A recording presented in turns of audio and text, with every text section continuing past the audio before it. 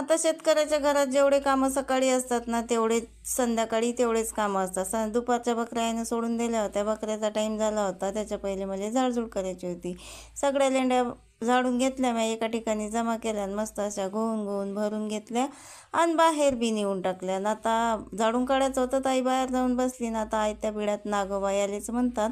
पाणी शिपलं आईनं, म्या झाडझूड केल्यावर मी बी मग हातपाय धुवून घेतले. आईनं चहा ठेवला, तर मी चहा प्यायची थोडी ना सोडणार आहोत. तर मग मस्त दोघी मायलेकीनं चहा पिऊन घेतला. दादा तर काही अजून घरी आले नव्हते.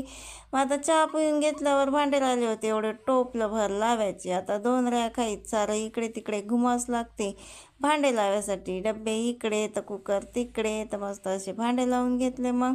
आणि भांडे लावून घेतल्यावर ना कपडे घरात नेले होते मी झाडझूड करायच्या पहिले, तर डबल बाहेर आणले, कारण घरात तर काही बसू वाटत नाही.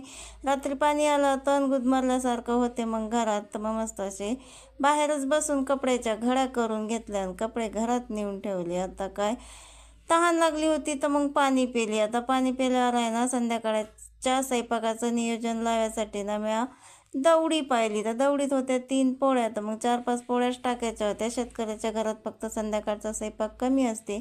आणि आईनं बनवून घेतल्या वड्या. बाय.